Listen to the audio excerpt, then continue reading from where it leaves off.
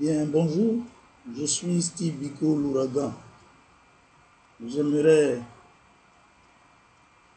expliquer un certain nombre de choses aux Ivoiriens et aux Africains. Aux Ivoiriens, pourquoi? Parce que certains sont dans l'embarras de savoir est-ce que le FPI ou le Front populaire ivoirien du président Laurent Gbagbo sera bel et bien aux élections de 2020. Et puis les Africains aussi qui ne comprennent pas le fonctionnement et les démarches du parti, c'est-à-dire du parti du président Laurent Gbagbo, pensent que ce serait une erreur pour nous de ne pas être présent en 2020. C'est vrai que ça serait une erreur de façon politique, de façon démocratique. Une grave erreur. Et ceux qui sont dans l'embarras, je crois qu'ils ont raison parce que le ténor, c'est-à-dire le leader de la politique ivoirienne, celui qui incarne le parti, même le Front populaire ivoirien, est actuellement détenu à La Haye, à la Cour pénale internationale. Et donc, ils ne savent pas s'il sera libéré. D'abord, dans un premier temps, j'aimerais dire aux Ivoiriens et aux Africains que Laurent Gbagbo sera bel et bien libéré. Laurent Gbagbo sera bel et bien libéré. Maintenant, en ce qui concerne les élections de 2020, nous, fils et filles, mais nous, Ivoiriens, qui sommes attachés aux principes de la démocratie et aux idées du président Laurent Gbagbo, nous souhaiterions que Dramane Ouattara ne soit plus au pouvoir. Voilà ce qui nous mijote dans l'esprit et dans le cœur. Parce que tant que Dramane Ouattara sera au pouvoir, aucune élection ne sera, aucune élection en Côte d'Ivoire n'apportera un changement. Quand faites un peu une analyse. Voilà un individu qui est arrivé en politique et puis grâce à la communauté internationale, il a été Premier ministre. D'abord, il est venu pour redresser l'économie d'un pays, comme si on n'avait pas d'économiste en Côte d'Ivoire. Déjà, l'objectif de la communauté dite internationale, c'était de faire de lui un président. Et puis quand il est arrivé, quand il n'a pas pu, parce qu'il a donné 100 jours pour redresser, il n'a pas réussi. Automatiquement, ils ont fait de lui un Premier ministre. Quand il a été Premier ministre, on a vu les lacunes et on a vu tout ce qu'il a fait. Il n'a fait que vendre tous les biens de l'État de Côte d'Ivoire. Et puis, il est parti s'apprêter et il s'est surarmé. Il s'est surarmé en communication, en armes de guerre. Il a monté de toutes pièces des jeunes ignorants du pays qu'il a transformé en vente en guerre. Et aujourd'hui, était vraiment excité en 2010, à tel enceinte que nous autres, on n'arrivait plus à comprendre. On s'est rendu compte qu'on était submergés. Mais vu les élections de 2010 qu'il a perdues, il s'est imposé avec ses armes. Aujourd'hui, nous autres, nous sommes en exil. Mais la communauté dite internationale elle-même enregistre 300 000 réfugiés ivoiriens. Ça a été dit sur France 24, on parle de 260 000. Mais 260 000 avec 300 000, où est l'écart? C'est 300 000 réfugiés ivoiriens. Maintenant, c'est ceux-là, ils sont enregistrés au niveau du HCR. C'est le nombre là qu'on a donné. Mais ceux qui ne sont pas enregistrés au niveau du HCR, qui ont quitté le pays et qui sont en train de mourir dans les eaux méditerranéennes, ceux, on n'a pas enregistré ceux-là. Beaucoup sortent du pays parce que la misère est plus grave même que la mort au d'Ivoire. Donc, si on veut comptabiliser, on peut dire qu'il y a peut-être 1 à 2 millions d'Ivoiriens qui ont fui leur pays. Quand on regarde tout ce schéma et quand on regarde tout ce qui se passe au pays, non seulement en 2010, il n'a pas gagné les élections, il s'est imposé. En 2015, il a organisé les élections. il a tout fait pour s'imposer. Moi, je n'appelle pas ça gagner. Il a tout fait pour s'imposer.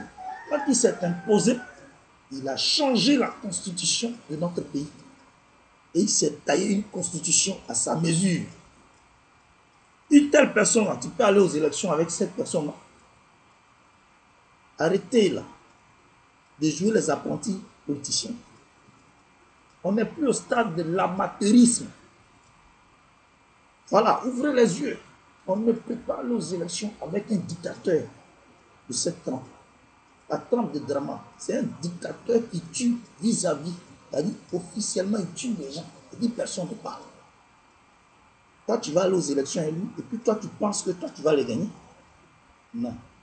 Nous souhaiterons, nous tous, notre objectif, c'est qu'il quitte le pouvoir. Le jour qu'il quittera le pouvoir et qu'il y aura une transition, si lui, Draman, il veut être candidat, comme ça, tout le monde pourra être candidat. Et puis en ce moment, on verra la transparence des urnes pour savoir réellement qui les a gagnés et puis remettre la victoire à celui qui les a gagnés. Sinon, ne rêvez pas. L'élection de 2020, ça n'a aucune importance. Notre objectif, c'est la chute de Drama. Son départ, c'est ce qui importe. Pour que les Ivoiriens soient heureux et que les Ivoiriens soient franchement libérés dans la tête et libérés totalement, c'est le départ de Drama. C'est la transition qui viendra organiser les élections en ce moment. Dans une liberté totale, chacun pourra exprimer son désir de choix. Parce que si on va dans les bureaux de vote et qu'il y a des gens qui sont en calache pour te demander de voter telle personne, vous voyez où on va? Vous voyez quel esprit on entraîne? Ça veut dire la tension va toujours rester. Et nous n'aurons pas une Côte d'Ivoire tranquille et paisible.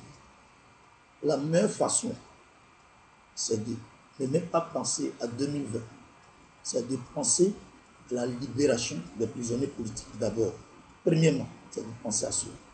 Parce que lui, il refuse qu'on parle de ça. Il ne veut même pas entendre parler. Quand il dit libérer les prisonniers politiques, là, lui ne supporte pas. Non, il est mieux de dire ce qu'il n'aime pas. Comme ça, quand la pression sera trop, il se sentira obligé de les libérer. Ou bien lui-même, il se sentira obligé de démissionner.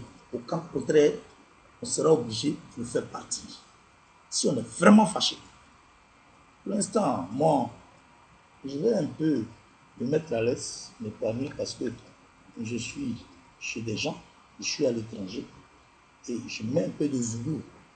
Voilà, de temps en temps, je prie pour oublier le stress, oublier l'amertume.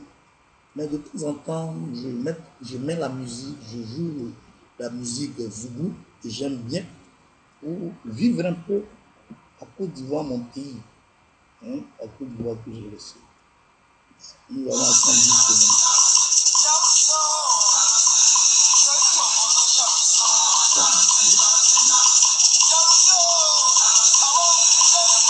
C'est chaud, hein?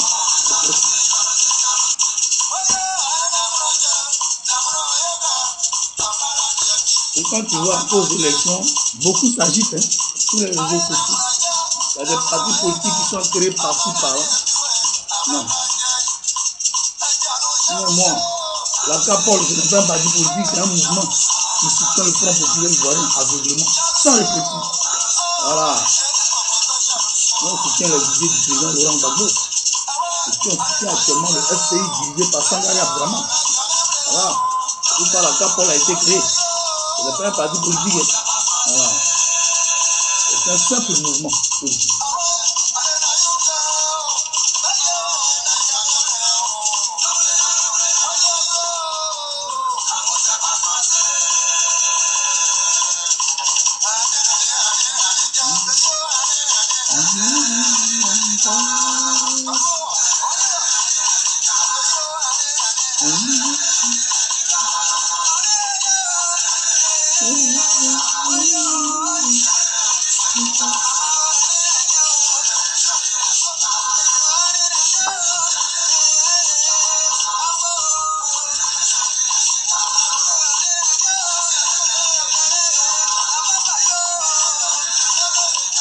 C'est mon pays, le mango.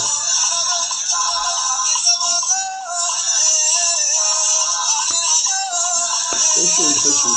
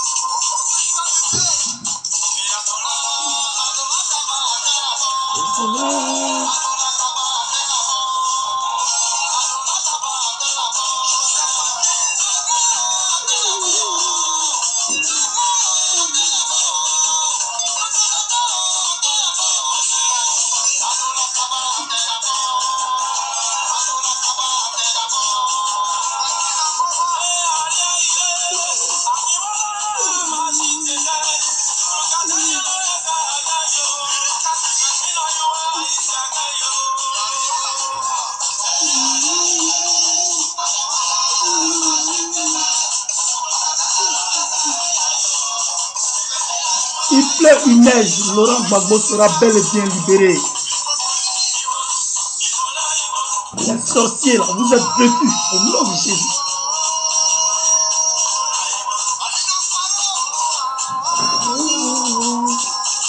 Les sorciers, ce sont ceux qui ne veulent pas que Laurent Gbagbo soit libéré. Ils sont vaincus.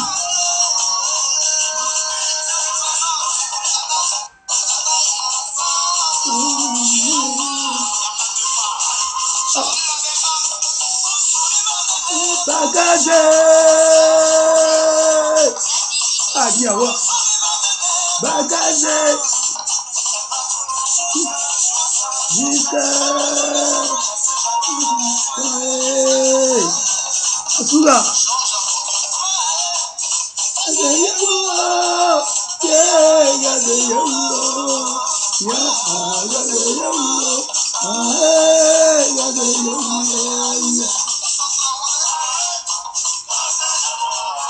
Biko, Yves, toujours, opa, je suis opéré.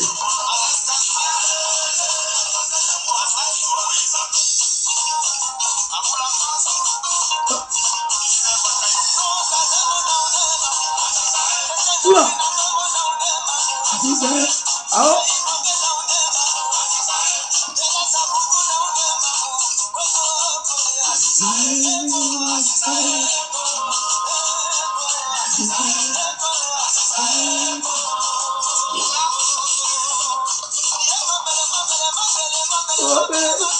yeah.